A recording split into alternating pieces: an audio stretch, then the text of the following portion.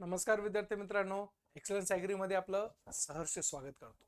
विद्यार्थी मित्रांनो, ज्या पद्धतीने आपलं जून पर्यंत आणि जुलै पर्यंत सगळ्या करंट अफेअर्स आपण कव्हर करण्याचा प्रयत्न केलाय, आज आपल्याला ऑगस्ट आणि सप्टेंबर ह्या दोन मंथ्स एकत्रित करायचे।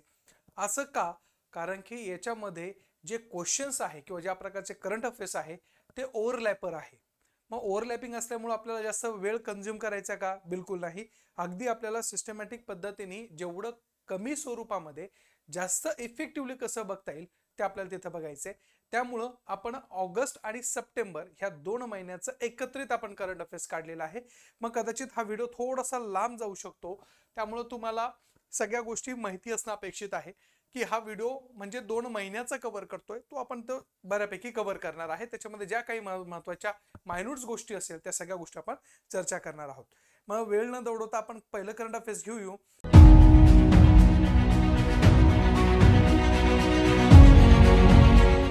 तो म्हणजे काय की एम्स नागपूर सध्या चर्चेमध्ये होतं। एम्स नागपूर का बरं चर्चेमध्ये होतं? तर त्या प्रकारचं असलेलं NABH काय NABH मान्यता प्राप्त करणारे पहिले एम्स हे कोणतं आहे? नागपूरचं आपल्याला दिसून येते। मग आता अशा वेळेस काय म्हणणं आहे तर all India institute of medical science Nagpur हे national accreditations board of the hospitals and the health providers NABH very IMP लक्षात लॉंग फॉर्म ठेवायचा काय national accreditations board of the hospitals and the healthcare providers अशा प्रकारच्या मान्यता प्राप्त करणारे देशातील पहिले एम्स ठरलेले आपल्याला दिसून येत आहे। एम्स हे एका प्रकारे काय आहे कॉलेजेस आहे आणि त्या प्रकारचं हॉस्पिटल देखील आहे। म्हणजे एम्स असलेलं ज्याला म्हणतो की आपण जे तुमचं नीट वगैरे एक्झाम दिल्यानंतर एम्स मध्ये नंबर लागतात आणि तिथून डॉक्टर पास आउट होत असतात।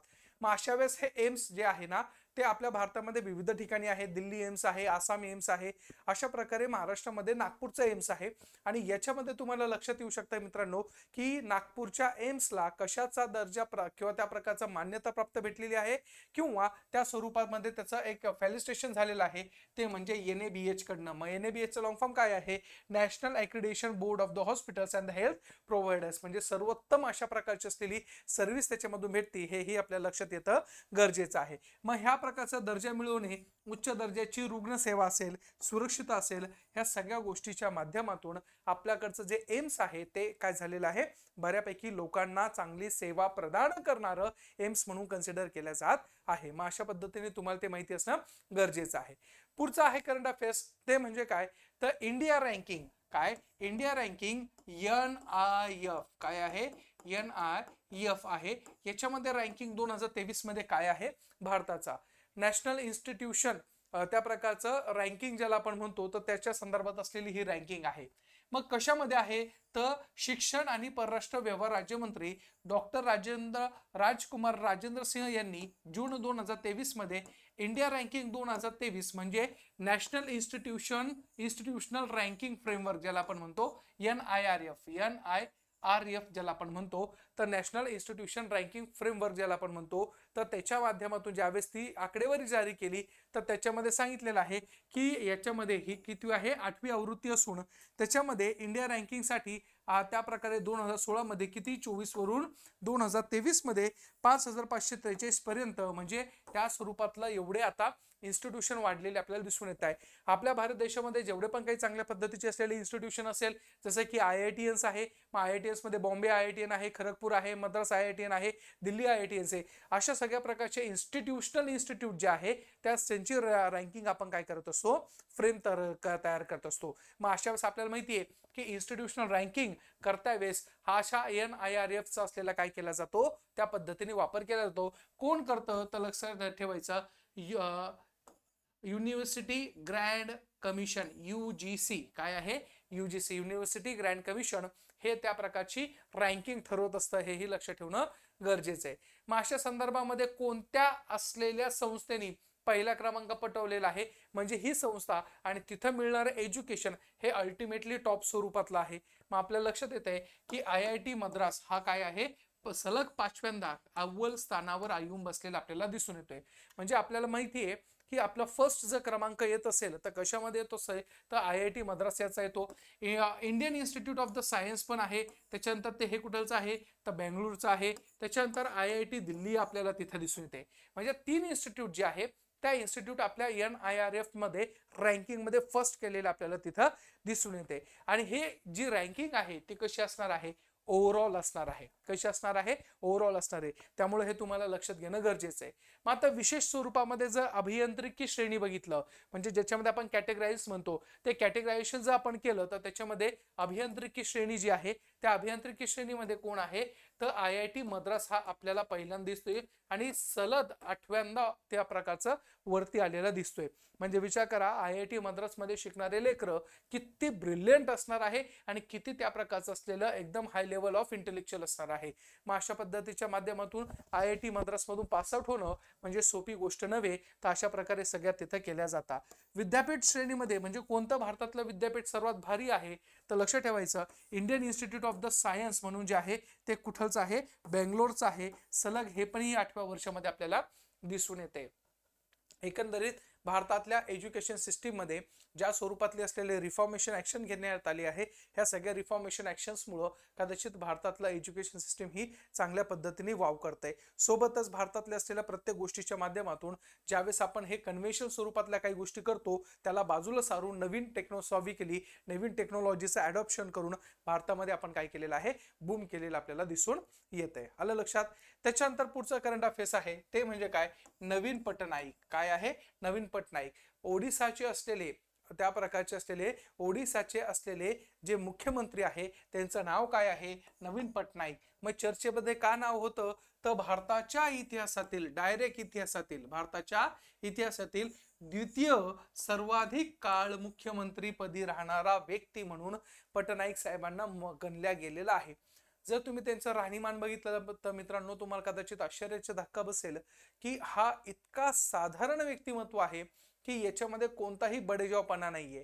म्हणजे अगदी आजही त्या प्रकारची छोटीशी वॅगनर गाडी आणि त्या वॅगनर गाडीमध्ये प्रवास करणारा हा व्यक्ती आहे. नाही तर आपल्याकडे आज आपल्याला माहिती आहे की म्हणजे अक्षरशः सरपंच कशा कशा पद्धतीने राहत आहे. पण हे मुख्यमंत्री इतक्या दिवसापासून का आहे कारण की त्यांचं डेडिकेशन आपल्या स्टेट गव्हर्नमेंटसाठी जेवढं आहे ते फार म्हणजे वाखाणण्याजोग आहे. मागच्या वेळेस ओडिसाचे मुख्यमंत्री पटनाईक 23 जुलै 2023 रोजी 23 वर्ष 139 दिवसांच्या काळासह भारतातील द्वितीय सर्वात जास्त काळ सेवा देणारे मुख्यमंत्री बनलेले दिसून येते. त्यामुळे तुम्हाला लक्षातच ठेवणं गरजेचं आहे की ओडिसाचे मुख्यमंत्री कोण तर लक्ष ठेवायचं नवीन पटनाईक आहे.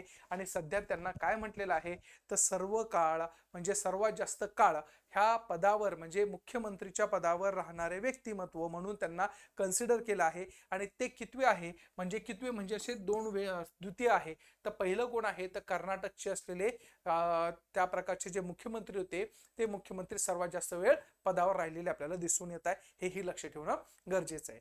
पुढचं आता आपल्याला बघायचं आहे की 3 विधेयक सध्या खूप चर्चेमध्ये चालू आहे. 3 विधेयक आणि हे 3 विधेयक तुम्हाला माहिती असणं अपेक्षित आहे. का कारण की यांची नावं चेंज झाली आहे यांचे काही प्रोव्हिजन्स चेंज झाले यांचे काही जे सेक्शन आहे ते सेक्शन मध्ये त्या प्रकारचा बदलाव तिथं आणलेला आपल्याला दिसून येत आहे. मग अशा प्रकारचे 3 विधेयक कोणतं आहे तर भारतीय न्याय संहिता विधेयक. कोणतं भारतीय न्याय संहिता विधेयक 2023 आहे. काय भारतीय न्याय संहिता विधेयक 2023. तर म्हणजे त्या प्रकारचं असलेलं याला नाव पहिले काय होतं तर भारतीय दंड संहिता म्हणजे ज्याला आपण सोप्या भाषेत मराठी भाषेत म्हणतो इंडियन पिनल कोड IPC. हे मराठी भाषा का बरं म्हटलं मी असं कारण की आपल्या बोली भाषेमध्ये IPC जास्त येतं. त्या प्रकारचं असलेलं इंडियन पिनल कोड किंवा भारतीय दंड संहिता असं येत नाही. मग भारतीय दंड संहितेचं नाव काय झालेलं आहे भारतीय न्याय संहिता. काय भारतीय न्याय संहिता झालेला आहे. त्याच्यानंतर आपल्याकडं CRPC होतं म्हणजे त्या प्रकारचा code of criminal procedure code ज्याला म्हणतो. मग code of criminal procedure code जेव्हा आहे तर त्याला आपण काय म्हणलेलं आहे भारतीय नागरिक सुरक्षा संहिता. काय म्हणलेलं आहे भारतीय नागरिक सुरक्षा संहिता ह्या स्वरूपातलं त्याचं नाव आपण बदललेलं आहे. आता तिसरा आहे तो म्हणजे एव्हिडन्स ऍक्ट म्हणजे भारतीय पुरावा कायदा 1872 तो त्याच्यानंतर बदलला आहे भारतीय साक्ष्य विधेयक 2023. अशा प्रकारे हे नाव लक्षातच ठेवा का, कारण की तुम्हाला डायरेक्टली क्वेश्चन्स विचारला जाऊ शकता की कशा स्वरूपाचं काय नाव आहे आणि कशा पद्धतीने त्याच्यामध्ये सगळ्या गोष्टी केलेल्या आपल्याला दिसून येत आहे. मग अशा पद्धतीच्या माध्यमातून ज्यावेळेस बघता तर हे 3 विधेयक आपल्याला तिथं दिसत आहे. त्याच्यामध्ये पहिलं आहे भारतीय दंड संहिता 1860चा, त्याला नाव आहे भारतीय न्याय संहिता. त्याच्यानंतर CRPCचं नाव आहे भारतीय नागरिक सुरक्षा संहिता आणि लास्टला आहे भारतीय पुरावा कायदा, त्याला भारतीय साक्ष्य विधेयक असे म्हटले जातं. मग अशा पद्धतीचं असलेलं हे तुम्हाला नाव पाठ असणं गरजेचं आहे, हे माहिती असणं गरजेचं आहे. चला पुढचं बघायचं आहे करंट अफेअर्स. पुढचं करंट अफेअर्स काय आहे मित्रांनो, मणिपूर मधील मदतीवर देखरेख करण्यासाठी सर्व महिला समितींची स्थापना करण्यात आली आहे. आपल्याला माहिती आहे की एक शर्मनाक गोष्ट झाली भारत सारख्या प्रगतशील देशामध्ये, भारत सारख्या देशामध्ये जिथं महिलांचा सन्मान केला जातो, परंतु नॉर्थ ईस्ट मध्ये सगळ्यात घाणेरडी गोष्ट झाली ते म्हणजे एका महिलेवर त्या प्रकारचं असलेलं विवस्त्र स्वरूपामध्ये केला गेलेला अपमान किंवा त्या प्रकारचे केली गेलेली हिंसा, हे मणिपूर हिंसा ज्याला आपण नावाने ओळखला जातो, तर याच्या माध्यमातून कुठेतरी जागतिक स्तरावर भारताची जी इमेज आहे ती मलिन झालेली आहे. सोबतच ह्या पद्धतीच्या माध्यमातून ज्या काही गोष्टी होणार होत्या तर त्याला कुठेतरी थांबावं आणि त्याच्यावर लवकरात लवकर काहीतरी तोडगा निघावा याच्यासाठी सर्व सदस्य महिला यांच्या मार्गदर्शनाखाली एक समिती स्थापन केलेली आपल्याला दिसून येते. मग भारताचे सरन्यायाधीश DY चंद्रचूड DY चंद्रचूड यांनी मणिपूर मधील हिंसाचारग्रस्त भागामध्ये उपचार आणि आराम मिळवून देण्यासाठी सर्व महिला समिती काय केलेली आहे, तयार केलेली आपल्याला दिसून येते. जम्मू काश्मीर उच्च न्यायालयाच्या माजी मुख्य न्यायाधीश नाव काय त्यांचं, न्यायमूर्ती गीता मित्तल, व्हेरी IMP गीता मित्तल ह्या सर्व महिला समितीच्या अध्यक्षपदी असणार आहे. मग तुम्हाला विचारलं जाऊ शकतं की मणिपूरमध्ये जे हिंसाचार झाले आहेत त्याच्या असलेल्या समितीसाठी अध्यक्ष कोण होते, तर लक्षात ठेवायचं मित्तल मॅडम होत्या. कोण होत्या, गीता मॅडम होत्या, गीता मित्तल मॅडम होत्या, की ज्यांनी हे सगळं काय करणार आहे, परीक्षण करणार आहे आणि ह्या स्वरूपामध्ये त्या सगळ्या गोष्टी तिथं बघणार आहे, ऑब्झर्वेशन करणार आहे. आलं लक्षात. मग अशा पद्धतीच्या माध्यमातून तुम्हाला हे लक्षात घेणं गरजेचं आहे की अशा स्वरूपातलं हे जे मणिपूर आहे तर तिथं जे हिंसाचार झाले त्याला बंद करणे किंवा त्याच्यावर देखरेख ठेवण्यासाठी ही मित्तल मॅडमचं असलेलं संदर्भ आहे. पुढचा आहे करंट अफेअर्स. केरळच्या विधानसभेने राज्याचे नामकरण केरळलम करण्याचा ठराव मंजूर केलेला आहे. मग सध्या चर्चेमध्ये आहे तर मग आपण सगळ्या गोष्टी तिथं बघितल्याच आहे केरळ बद्दल. तर केरळचा असलेला संदर्भ देता वेळेस आपल्याला काही गोष्टी माहिती असणं गरजेचं आहे. केरळला आता त्यांची जी मल्याळम लँग्वेज आहे त्या मल्याळम लँग्वेज मध्ये केरळ न म्हणता केरळलम म्हणावं अशा प्रकारचा ठराव त्यांनी पास केलेला आहे. मग अशा स्वरूपातला जो ठराव असणार आहे तो ठराव त्यांनी पास केला आहे त्यांच्या असलेल्या विधानसभेमध्ये आणि तो बहुमताने पास केला. आता तो कुठं पाठवणार आहे तर तो संसदेकडे पाठवल. संसद त्याच्यावर विचार विनिमय करेल आणि संसद साध्या बहुमताने तो पास करून टाकणार आहे. मग अशा स्वरूपामध्ये ज्या पद्धतीचं असलेलं हे सध्या वातावरण चालू आहे तर त्याच्या मागचं कारण त्यांनी दिलं. त्यांनी सांगितलं की आमची लँग्वेज ही आमच्यासाठी प्रायोरिटी असणार आहे. मग आमच्या लँग्वेजच्या बेसिसवर जर आमचा स्टेट ओळखला जात असेल तर why should we not to be promote the our languages, it is called as a Malayalam language. मग तुम्हाला विचारलं जाऊ शकतं की कोणत्या आता नुकत्याच विधानसभेने त्या प्रकारचं स्वतःचं असलेलं भाषेच्या आधारावर राज्याचं नाव ठेवायला सांगितलेलं आहे. तर लक्ष ठेवायचं केरळ आहे आणि केरळचं काय आहे, केरळलम आपल्याला तिथं दिसून येते. मग राज्यघटनेमध्ये सर्व कार्यालयीन नोंदणीमध्ये राज्याचे नाव केरळलम असे बदलण्याची विनंती केंद्र सरकारला केलेली आपल्याला दिसून येते. मग 9 ऑगस्ट 2023 रोजी हा अशा प्रकारचा ठराव तिथं मांडलेला आपल्याला दिसून येतो. त्यामुळे तुम्हाला प्रत्येक गोष्टी हे लक्षात येणं गरजेचंच आहे. चलायचं पुढं. चला, भारत रशिया वंदे भारत करार. भारत रशिया वंदे भारत करार आपल्याला तो काय आहे हे लक्षात घेणं गरजेचं आहे. आता भारत आणि रशिया यांच्यामध्ये विविध करार पहिल्यापासून होत चालले. म्हणजे भारत देशाची जर डेव्हलपमेंट बघायला गेलं तर कदाचित त्या डेव्हलपमेंटमध्ये असं म्हणलं जातं रशियाचा फार मोठं कॉन्ट्रीब्युशन आहे. आणि रशिया ज्या पद्धतीने त्या सगळ्या गोष्टी कॉन्ट्रीब्युट करते तर कॉन्ट्रीब्युट करता वेळेस कुठेतरी असंही लक्षात येत आहे की तुमच्या असलेल्या ह्या सगळ्या गोष्टीच्या माध्यमातून भारत आणि रशियाचे संबंध हे दृढ होताना आपल्याला दिसून येत आहे. मग भारत आणि रशिया यांच्यामध्ये वंदे भारत करार झालेला आहे. त्यामुळे तुम्हाला स्पष्ट क्वेश्चन विचारला जाऊ शकतो, वंदे भारत करार हा कोणाकोणामध्ये झालेला आहे तर लक्षात ठेवायचं मित्रांनो, तो म्हणजे भारत आणि रशियामध्ये, व्हेरी व्हेरी IMP, काय भारत आणि रशियामध्ये त्या प्रकारचा असलेला वंदे भारत करार झालेला दिसून येतोय. मग जुलै 2023 मध्ये भारत आणि रशियामध्ये वंदे भारत संयुक्त उपक्रम हा करार झालेला आहे. तो कशासाठी आहे तर रेल्वे विकास निगम लिमिटेड याची उपकंपनी जी आहे किनेट रेल्वे सोल्युशन लिमिटेड ने रशियन कंपनी सोबत मेट्रो वॅगन नॅमेश आणि लोकोमोटिव्ह इलेक्ट्रॉनिक सिस्टीम सोबत काय केलेलं आहे, शेअर खरेदी करायला दिलेला आपल्याला दिसून येते. म्हणजे थोडक्यात आपल्याकडचं ज्या रेल्वेची जी डेव्हलपमेंट आहे त्याला त्या प्रकारचं असलेल्या संदर्भामध्ये डोळक्यामध्ये ठेवून आपण ज्यावेळेस बघतो तर त्यावेळेस आपल्याला असं लक्षात येत आहे की ह्या डेव्हलपमेंटमध्ये लोकोमोटिव्ह किंवा नवीन स्वरूपातलं असलेलं ज्या पद्धतीची रेल्वे आहे, बुलेट ट्रेन्स वगैरे आहे, तर याची असलेली देवाणघेवाण आणि याच्या संदर्भात असलेलं वंदे भारत जी आपण रेल्वे स्टार्ट केलेली आहे त्या रेल्वेचं असलेलं कुठेतरी काइंड ऑफ टेक्नॉलॉजिकली किंवा ज्याला आपण म्हणतो की शेअरनेस असेल, तो शेअरनेस करण्यासाठी आहे. मग भारत आणि रशियामध्ये कोणता वंदे भारत करार झालेला आपल्याला दिसून येते. येते लक्षात. मग हे लक्षातच ठेवणं गरजेचं आहे. पुढचा घेऊया. संयुक्त राष्ट्रामध्ये हिंदीचा प्रचार करण्यासाठी भारतामार्फत $1 दशलक्ष देणगी देण्यात आलेली आहे. अरे बापरे. म्हणजे ज्यावेळेस आपण बघतो तर युनायटेड नेशन मध्ये भारताचा दबदबा वाढलाय, पण एवढा दबदबा वाढेल असा कधीही विचार केलेला नव्हता. असा दबदबा वाढतोय की भारत सध्या प्रत्येक गोष्टी ज्या सांगतोय तर युनायटेड नेशन तो कदाचित ऐकायच्या मार्गावर आहे. मग अशा पद्धतीने ज्यावेळेस बघतो तर संयुक्त राष्ट्रामध्ये आपण हिंदीचा वापर करावा, हिंदीचा प्रचार प्रसार करावा, याच्यासाठी आपल्या भारत देशाने $1 दशलक्ष काय केलेली आहे, देणगी दिली. मग तुम्हाला विचारलं जाऊ शकतं $1 दशलक्ष जी देणगी आपण दिलेली आहे ती कोणाला दिली आहे आणि कशासाठी आहे. तर लक्षात ठेवायचं बच्चांनो की हिंदीचा प्रचार प्रसार होण्यासाठी. का हिंदीचा प्रचार प्रसार होण्यासाठी. मग हिंदीच्या भाषेच्या संवर्धनासाठी भारताने संयुक्त राष्ट्र संघाला $1 दशलक्ष देणगी दिली आहे. मग स्थायी प्रतिनिधित्व रुचिरा कंबोज यांनी देणगीचा धनादेश सादर केलेला आपल्याला तिथं दिसून येते. मग संयुक्त राष्ट्रामध्ये हिंदी भाषा बोलल्या जाते का, नाही तर बिलकुल बोलल्या जात नाही. संयुक्त राष्ट्राचं जे काही कामकाज असेल ते किती भाषेमध्ये बबड्यांनो, तर लक्षात ठेवायचं 6 अधिकृत भाषांमध्ये. काय मित्रांनो, 6 अधिकृत भाषांमध्ये काय केला जातोय, बोलल्या जातोय. It has to be a compulsion to have to be understood की what is the exactly meaning of the 6th language of the United Nations. Because of our Indian government continuously demanded कि भाई हमारी हिंदी जो भाषा है उसको भी वहां पे यूज किया जा सकता है ॲज अ कम्युनिकेटर्स म्हणून. असं थोडी आहे की हिंदी भाषा ही कोणाला समजणार नाही, आम्हाला त्या प्रकारची असलेली कार्यालयीन भाषा म्हणून त्या स्वरूपातला माहिती असायला पाहिजे.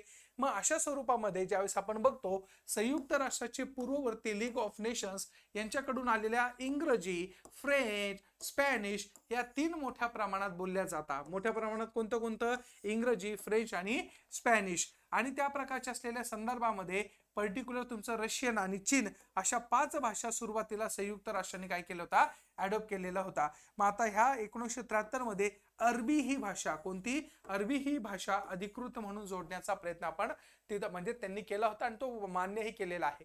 परंतु भारताची असलेली हिंदी भाषा का बरं ऍक्सेप्ट करत नाहीये ते अजून कळलं नाहीये.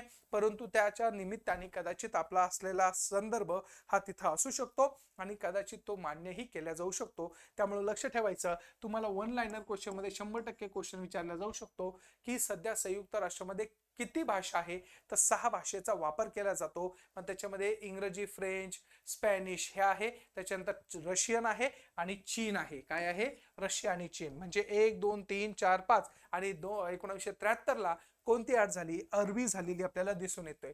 मग आपण जर इथं ऍड झाली तर ही असणार आहे 7वी भाषा. मग इंग्रजी, फ्रेंच, स्पॅनिश, रशिया, चीन. काय आहे, रशियन, चीन आणि आहे त्याच्यानंतर अरबी. चीनी म्हणता येईल, तिथं चीन नाही म्हणता येणार आहे, चीनी आहे. ठीक आहे. चला पुढचं. निर्यात सज्जता निर्देशांकात महाराष्ट्र द्वितीय क्रमांकावर. Very very IMP. आपल्याला ज्यावेळेस आपण भारताची इकॉनॉमी बघतो तर त्याच्यामध्ये महाराष्ट्राचं फार मोठं योगदान आहे. मग महाराष्ट्राचं योगदान कसं आहे, तर त्याच्यामध्ये इम्पोर्ट एक्सपोर्ट असेल किंवा बाकीच्या ज्या इकॉनॉमिकल ज्या बेसिक गोष्टी असतात त्या सगळ्या बेसिक गोष्टी आपण काय करतोय, परफेक्टली डन करतोय. मग अशा स्वरूपामध्ये ज्यावेळेस आपण भारताचा विचार करतो तर त्या विचारांती आपल्याला फक्त महाराष्ट्राचा ज्यावेळेस आपण प्रखरतेने लक्ष देतो त्यावेळेस आपल्याला असं लक्षात येतंय की महाराष्ट्र हा खूप प्रिपेअर्ड आहे. काय आहे? प्रिपेअर्ड आहे. कशासाठी? एक्सपोर्टसाठी. जसं मी तुम्हाला पहिलेच बोललो होतो की आपल्याकडे JNPT नावाचं जे बंदर आहे ते इट इज अ वर्ल्ड मधलं बिझिएस्ट आपण काय म्हणू शकतो पोर्ट म्हणायला जाऊ शकतो. इतकं कंटिन्युअसली कंटेनर उतरणे, कंटेनर बाहेर काढणे, अशा सगळ्या गोष्टी तिथं होत असतात. त्यामुळे हे लक्षात घेणं गरजेचं आहे की निर्यात सज्जतामध्ये आपण महाराष्ट्र किती क्रमांकावर आहे? तर दुसऱ्या क्रमांकावर आहे. निर्यात क्षेत्रामध्ये प्रगतीच्या आधारावर नीती आयोगाचे उपाध्यक्ष सुमन वेरे यांनी निर्यात सज्जता निर्देशांक एक्सपोर्ट प्रिपेअर्डनेस इंडेक्स 2022 अहवाल 2023 मध्ये काय केलेला आहे? प्रदर्शित केलेला आहे. आणि त्याच्यामध्ये निर्यात क्षेत्रामध्ये विविध मानकांवर कशी कामगिरी महाराष्ट्राने नोंदवली आहे, कशी केलेली आहे याचा तिथे एक संदर्भ घेता येतो. मग अशा वेळेस या अहवालामध्ये किती टक्के आपल्याला पडलेला आहे? तर 78% पडलेले आपल्याला दिसत आहे. आणि त्या संदर्भामध्ये आपण द्वितीय क्रमांकावर तिथं विराजमान झालेलो आहोत. मग पहिल्या क्रमांकावर कोण आहे? तर लक्ष ठेवायचं बबड्यांनो, तर पहिल्या क्रमांकावर आहे तमिळनाडू. कोण आहे? तमिळनाडू. म्हणजे तमिळनाडू मधून त्या प्रकारचं असलेलं बऱ्यापैकी एक्सपोर्ट ओरिएंटेशन होतं. साहजिकच होणार आहे कारण की त्या ओरिएंटेशननी श्रीलंका जवळ आहे, सोबतच तुमचा इंडोनेशिया, बाली, थायलंड, मलेशिया, कंबोडिया, व्हिएतनाम, त्याच्यानंतर तुमचं असलेलं कोलालंपूर, जाकार्ता, ह्या सगळ्या कंट्रीजला आपल्या तमिळनाडूकडून जातो ना बच्चों. तो फिर उसकी वजह से हमारे पास जो स्पाइसेस है वो स्पाइसेस कहाँ पे जाने वाले? तो अदर साइड्स में जाने वाले, नॉर्थ ईस्टर्न रीजन्स पे जाने वाले. For that reasons our Indian government always concentrate on the export orientation countries बनण्याचा प्रयत्न करत आहे. आलं लक्षात? त्याच्यासोबत त्या प्रकारचं असलेलं कर्नाटक राज्य हे कितव्या क्रमांकावर आहे? तर तिसऱ्या क्रमांकावर आहे. हे लक्ष ठेवणं गरजेचं आहे. प्रथम क्रमांकावर कोण आहे? तमिळनाडू आहे. दुसऱ्या क्रमांकावर कोण आहे? आपला जय महाराष्ट्र आहे. आणि तिसऱ्या क्रमांकावर कोण आहे? तर आपलं असलेलं कर्नाटक तिथं दिसून येत आहे. हे लक्षातच ठेवायचं, हे डोक्यातच उतरायचं. त्यामुळे लक्ष ठेवा हे काय आहे आणि कशा पद्धतीचं आहे. महाराष्ट्र पशु व मत्स्य विज्ञान विद्यापीठाच्या कुलगुरुपदी डॉक्टर नितीन पाटील आलेले आपल्याला दिसून येत आहे. लक्ष ठेवायचं, महाराष्ट्राच्या संदर्भामध्ये आहे स्पेसिफाईडली. आणि पशु व मत्स्य विज्ञान विद्यापीठ, कोणतं? पशु व मत्स्य विज्ञान विद्यापीठाच्या कुलगुरुपदी कोण आहे? तर डॉक्टर नितीन पाटील आलेले आपल्याला दिसून येते. केंद्रीय कृषी संशोधन परिषदेच्या जोधपूर येथील केंद्रीय शुष्क क्षेत्र संशोधन संस्थेने मुख्य शास्त्रज्ञ म्हणून कार्यरत असलेले डॉक्टर नितीन पाटील यांना नागपूर येथील महाराष्ट्र पशु मत्स्य विज्ञान विद्यापीठाच्या कुलगुरुपदी केलेलं दिसून येते. असं म्हणलं जातं की आपल्याकडे जे पशु विज्ञान आहे किंवा त्या प्रकारचं मत्स्य विज्ञान आहे याच्यामध्ये भरभराटीचं योगदान ह्या नितीन पाटील सरांनी दिलेलं आपल्याला दिसून येते. परिणाम स्वरूप यांचं असलेलं अस्तित्व हे कदाचित कुलगुरूच्या पदाला साजेस असणार आहे. सोबतच विद्यापीठाच्या मध्ये काय नवीन नवीन सायंटिफिकली काय गोष्टी ॲडॉप्ट करता येईल, कोणत्या कोणत्या गोष्टी ॲडॉप्ट करता येईल, ह्या सगळ्या गोष्टीच्या माध्यमातून ज्यावेळेस आपण बघतो तर त्यावेळेस आपल्याला ह्या असलेल्या कुलगुरुपदी बसलेल्या ह्या व्यक्तीचा आपल्याला मान सन्मान तेव्हा बघावं लागणार आहे. म्हणून लक्ष ठेवायचं की कोण? तर पशु व मत्स्य विज्ञान विद्यापीठाचे कुलगुरुपदी कोण आहे? तर नितीन पाटील आपल्याला दिसून येत आहे. आलं लक्षात? चला पुढं. ठाणे येथे राज्यातील पहिले अवयवदान जागृती उद्यान. काय? ठाणे येथे राज्यातील पहिले अवयवदान जनजागृती उद्यान. म्हणजे आपण म्हणतो नेत्रदान श्रेष्ठ दान आहे. म्हणजे आपल्याकडचे असलेल्या आयुष्यातलं जर काही असेल ते म्हणजे काय आहे? अवयव आहे. आणि हे अवयव आपण गेल्यानंतर जर कोणाला यूज होत असेल तर कदाचित ते काय असणार आहे? त्या पद्धतीचे युजेबल असणार आहे. मग अशा प्रकारे ठाणे इथं अवयवाबद्दल जे बाबत जागृती आहे त्यासाठी प्रयत्न केलेला आहे. आणि असा राज्यातील पहिलं अवयवदान जनजागृती उद्यान हे कुठं तयार केलेलं आहे? ठाण्यात तयार केलेलं आहे. महत्वाचं आहे, व्हेरी व्हेरी आपल्याला IMP आहे, महत्वाचं आहे. लक्ष ठेवायचं, आपल्या अवयवाबद्दल असलेल्या काही ज्या गोष्टी असेल तर आणि त्याची असलेली महती लोकांना पटवून देणे आणि त्या पद्धतीने लोकांना प्रोत्साहित करणे. तुम्ही गेल्यानंतर तुमची असलेली बॉडीचं युटिलायझेशन झालं पाहिजे. मग प्रस्तावित उद्यानात मूत्र म्हणजे किडनी, त्याच्यानंतर लिव्हर, त्याच्यानंतर हृदय, फुफ्फुस, स्वादुपिंडू, छोटे आतडे ह्या सगळ्यांच्या अवयवांच्या आणि पेशीच्या प्रतिकृती उभारण्यात आलेल्या असून त्याच्यामध्ये संदर्भातली माहिती लोकांसाठी खुली केलेली आपल्याला दिसून येते. मग अशा पद्धतीने ज्यावेळेस तुम्ही बघता तर त्यावेळेस तुम्हाला विचारलं जाऊ शकतो की अशा स्वरूपातलं जे काही गोष्टी आपण करतोय ते तिथं कुठं सुरुवात झाली आहे? तर ठाण्यामध्ये झाली आहे. हे लक्ष ठेवणं गरजेचं आहे. चलायचं पुढं. चला पुढचं आहे महत्वाची असलेली ती म्हणजे काय? PM मित्र पार्कची असलेली महाराष्ट्रातील अमरावती येथे लोकार्पण झालेलं आहे. PM मित्र पार्क, आता हे तुम्हाला विचारलं जाऊ शकतं, PM मित्र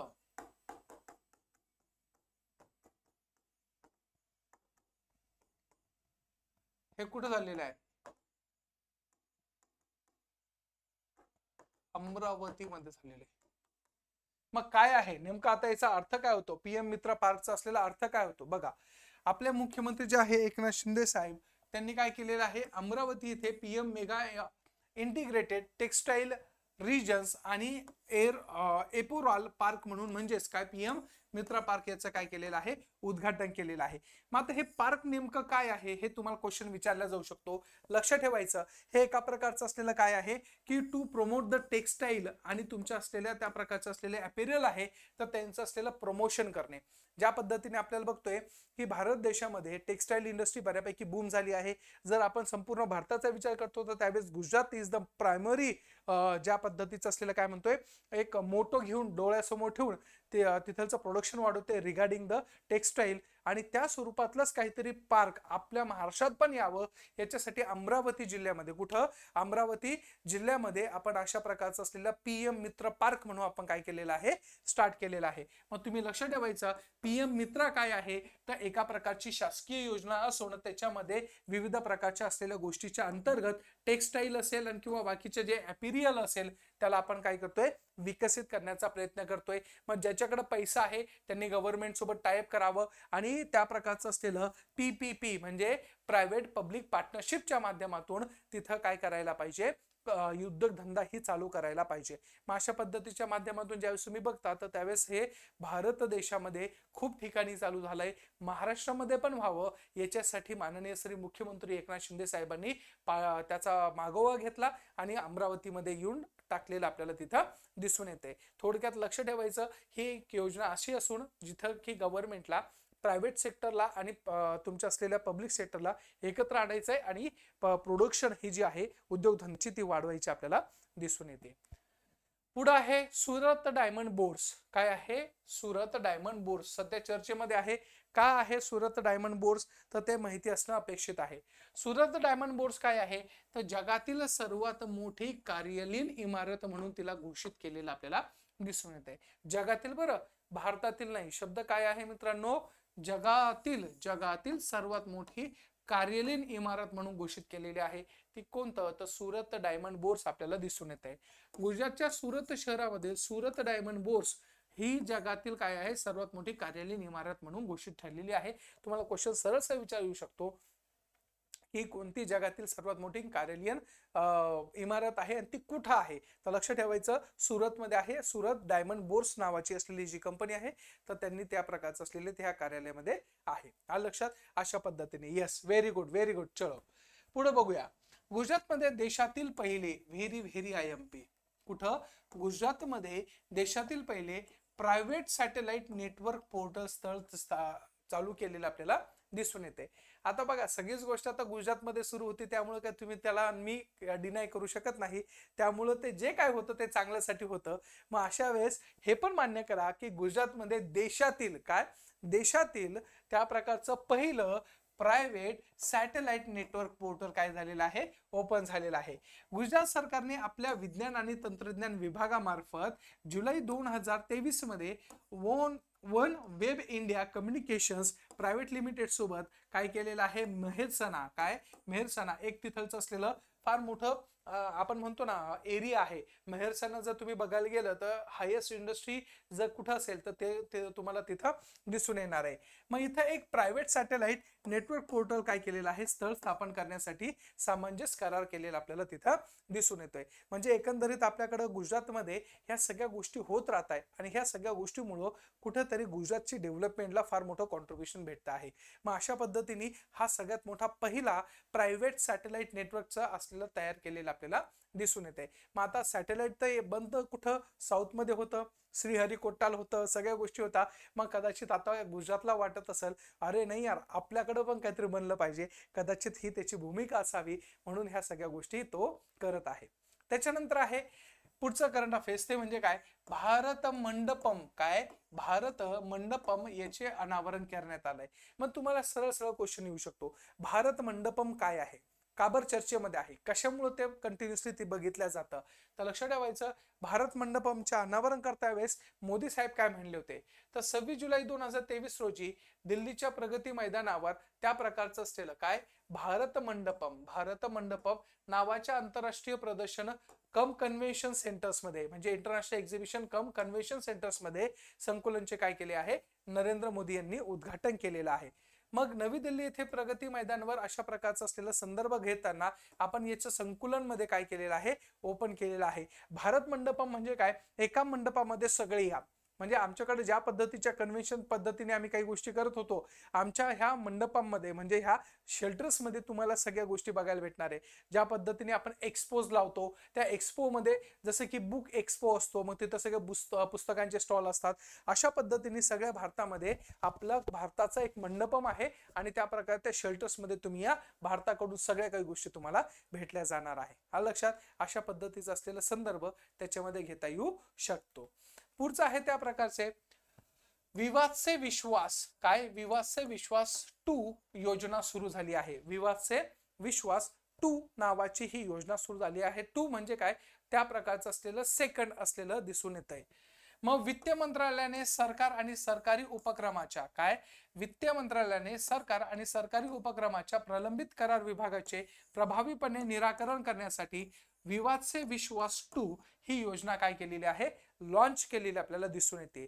मग अशा स्वरूपामध्ये केंद्रीय अर्थमंत्री यांनी 2023-24 मध्ये त्या प्रकारे आपल्या अर्थसंकल्पामध्ये ह्या सगळ्या गोष्टी सांगितल्या आपल्याला दिसून येते. मग याच्यामध्ये नेमकं काय आहे, तर त्या पर्टिक्युलर असलेल्या ज्या काही गोष्टी सरकारच्या आणि सरकारच्या उपक्रमाच्या संदर्भात काही प्रलंबित करार असणार आहे, ह्या सगळ्या गोष्टीच्या बाबतीमध्ये आपल्याला लवकर काय करायचं आहे, सॉर्ट आउट करायचं आहे. आज आपल्याला माहिती की एखादा व्यक्ती जर तो बेनिफिशरी असेल आणि त्या बेनिफिशरी व्यक्तीला जर त्या योग्य ते स्वरूपामध्ये त्याला सगळ्या गोष्टी भेटत नसेल, तर कुठं पुढे चालून काय होऊ शकतो, त्याचा असलेलं जी युटिलिटी आहे ती बाजूला सारल्या जाऊ शकते. त्यामुळं आपण इथं स्पष्टपणे बघितलेलं आहे की आपल्याला हे लोकांपर्यंत पोहोचवणं गरजेचं आहे, कारण की we are adopting the concept of the good governance. मग अशा वेळेस आपले जे विवाद होता ते विवादचे काय, विश्वास तक, विवाद से विश्वास तक ही योजना चालू केली होती. थोडक्यात गव्हर्नमेंट कडनं जेवढ्या काही योजना असेल, जेवढे काही उपक्रम असेल, ते सामान्य लोकांपर्यंत कसे पोहोचल याच्यावर लक्ष केंद्रित करायचं आहे शासनाला. म्हणून अशा प्रकारचं असलेलं प्रभावीपणे निराकरण करण्यासाठी विश्वास 2 अशा स्वरूपातली ही काय केली आहे, योजना आपण लॉन्च केलेली आपल्याला दिसून येते. आलं लक्षात. मग अशा पद्धतीने तुम्हाला ते माहिती असणं गरजेचं आहे. त्याच्यानंतर आहे अमृत भारत स्टेशन योजना. काय आहे, अमृत भारत स्टेशन योजना. मग अमृत भारत स्टेशन योजना का बरं चर्चेमध्ये होतं, लक्ष ठेवायचं. ऑगस्ट 2023 मध्ये भारतीय पंतप्रधान मोदी साहेबांनी 27 राज्य आणि केंद्रशासित प्रदेशमध्ये पसरलेल्या अमृत भारत स्टेशन योजनेचा काय केला आहे, एक भाग म्हणून संपूर्ण भारतातील म्हणजे 508 रेल्वे स्थानकाचं पुनर्विकासासाठी काय केलेली आहे, पायाभरणी केली आहे. म्हणजे आपला भारत देश ज्या जगाच्या पाठीवर जर आपण बघायला गेलं तर रशिया हा फर्स्ट क्रमांकावर आहे रेल्वेच्या जाळ्यामध्ये. त्याच्यानंतर आहे चायना आणि थर्डला आहे इंडिया आपल्याला दिसून येतोय. मग अशा पद्धतीने ज्यावेळेस आपण बघतो तर अमृत भारत स्टेशन योजनेचा मुख्य उद्दिष्ट तोच आहे की भारतातील जास्तीत जास्त त्या पद्धतीच्या माध्यमातून आपल्याला काय करायचं आहे, त्या योग्य त्या प्रमाणामध्ये इथं सगळ्या गोष्टी एक्झिक्यूट करायचं आहे.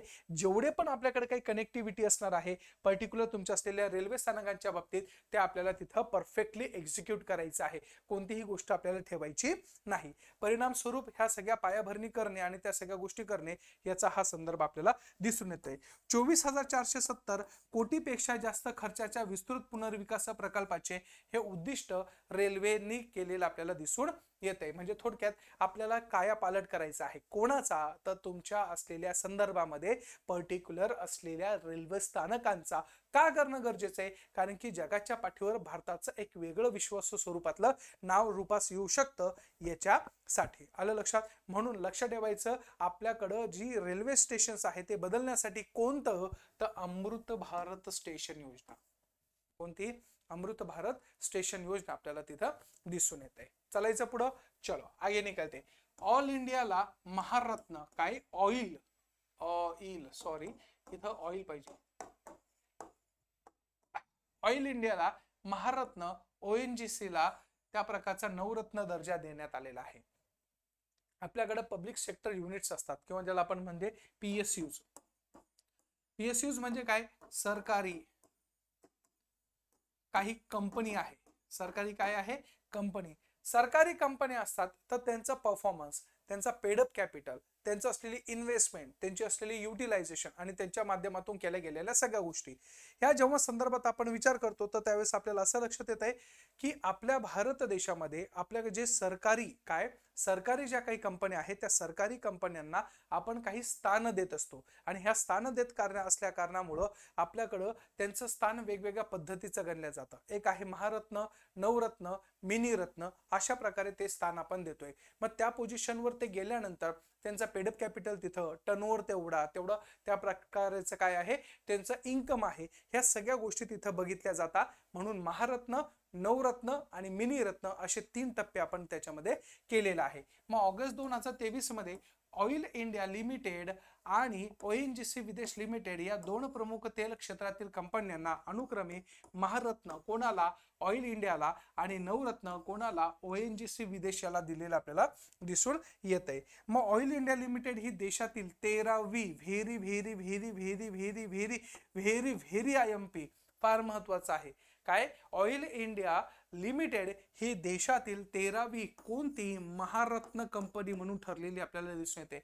मग तुम्हाला डायरेक्टली विचारलं जाऊ शकतं आपल्या भारत देशामध्ये महारत्न कंपन्या किती आहे, तर लक्ष ठेवायचं ते आहे 13. किती आहे, 13. कारण की आता सध्या कोणाची ऍड झालेली आहे, तो ऑइल इंडिया लिमिटेडची तिथं ऍड झालेली आपल्याला दिसून येते. आलं लक्षात. मग अशा पद्धतीने आहे. आणि तर ONGC विदेश लिमिटेड ही कितवी, तर 14वी नवरत्न आहे. कितवी, 14वी नवरत्न आपल्याला तिथं दिसून येते. आलं लक्षात. मग अशा पद्धतीच्या माध्यमातून आपण हे लक्षात घेऊ शकतो की कशा पद्धतीने आहे आणि कोणत्या स्वरूपात आपल्याला दिसून येणार आहे. आलं लक्षात. मग हे तुम्हाला माहिती असणं गरजेचं आहे.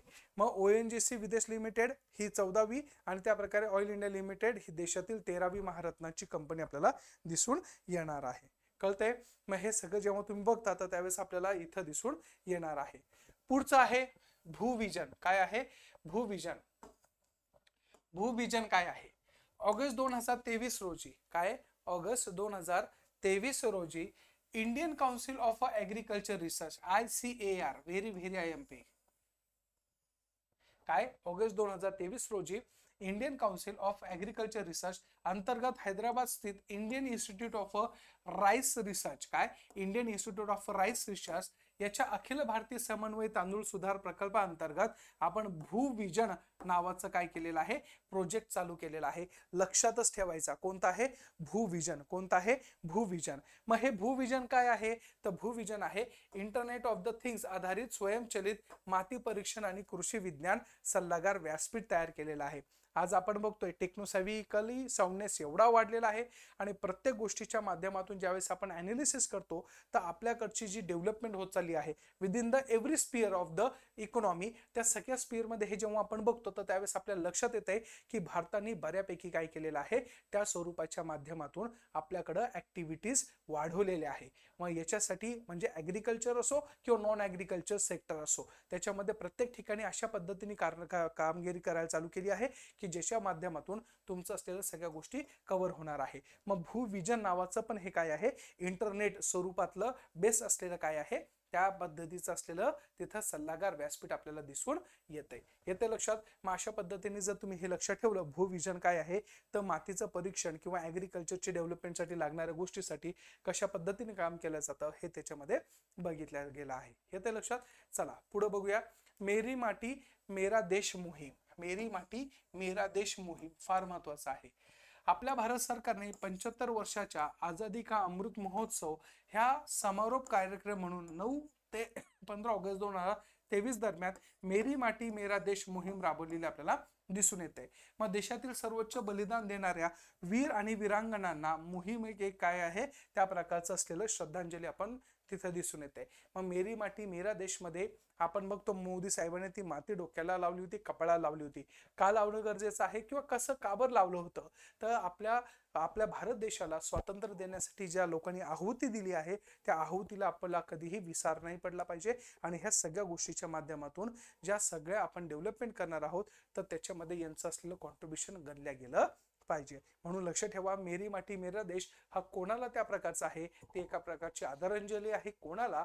तर जे मिलिटरी मॅन पर्सन आहे त्यांना. आलं लक्षात? चला पुढं. राजस्थान किमान हमी उत्पन्न विधेयक 2023 फार महत्वाचं आहे.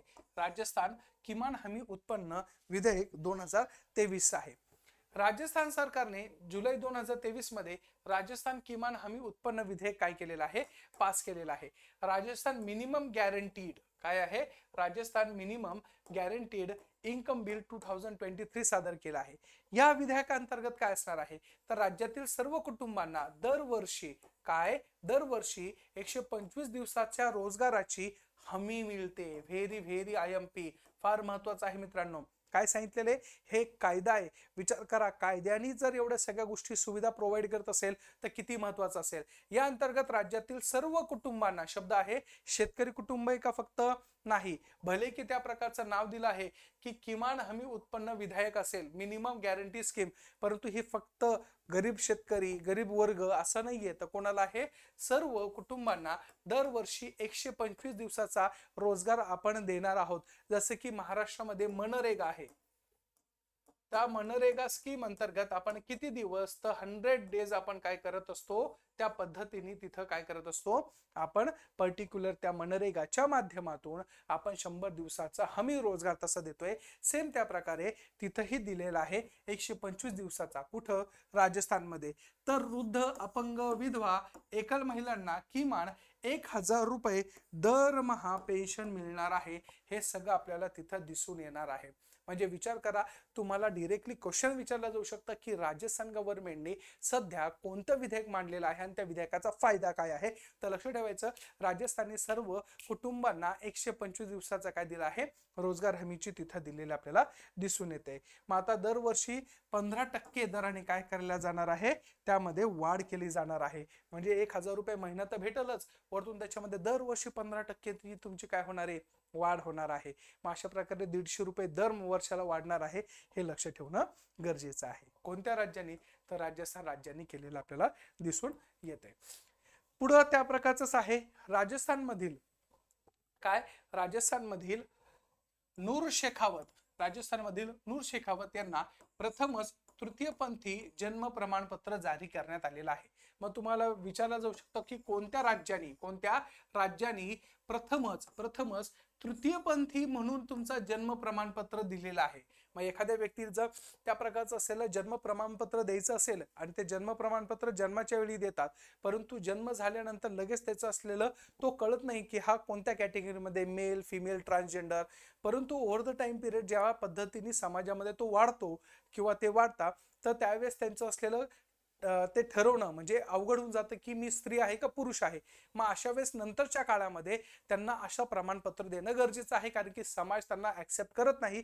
मग सरकारनेच ऍक्सेप्ट केलं तर कदाचित समाज त्याला ऍक्सेप्ट करू शकतो. मग अशा पद्धतीने ज्यावेळेस आपण बघतो तर Rajasthan is the first state आहे which has been issue the kind of a certificate within the sphere of the limitations. मग अशा वेळेस राजस्थान मधील नूर शेखावत, नाव पण लक्ष ठेवायचं, नूर शेखावत यांना तृतीयपंथी जन्म प्रमाणपत्र दिलेलं आहे. जयपूरच्या 31 वर्षाच्या नूर शेखावत यांना राजस्थान मधील पहिल्या तृतीयपंथी असलेल्या त्यांना काय केलेलं आहे? नोंदणी म्हणून झालेली आपल्याला दिसून येते. मग अशा प्रकारचे असलेला तिथं त्यांचं जे काही जेंडर असेल त्या जेंडरच्या आधारावर आपण दिलेलं दिसून येतं. त्यामुळे लक्ष ठेवायचं कोणतं स्टेट? तर राजस्थान स्टेट आपल्याला दिसून येणार आहे. विद्यार्थी मित्रांनो, मग अशा पद्धतीचं असलेलं जे करंट अफेअर्स होतं महत्वाचं ऑगस्ट आणि सप्टेंबर मिळून, कारण की जास्त नव्हतं त्याच्यामध्ये जे महत्वाचे होते ते मी घेतलेले आहे. याच्यामध्ये जर अजून काही ऍड करता येत असेल तर तुम्ही त्यामध्ये ऍड करू शकता तुमच्या पद्धतीने, परंतु माझ्या पर्स्पेक्टिव्हने हे मोस्ट ऑफ द ज्या थिंग्स आहे त्या सगळ्या थिंग्स मी कव्हर करण्याचा प्रयत्न केलेला आहे. आलं लक्षात? मग भेटूया नंतरच्या असलेल्या सेशन्समध्ये. ऑक्टोबर आणि नोव्हेंबर घेऊन येईल मी आणि तुमच्या एक्झामला त्या प्रकारे समोर जाता वेळेस तुम्हाला त्या सगळ्या गोष्टी भेटू जाईल. Thank you so much.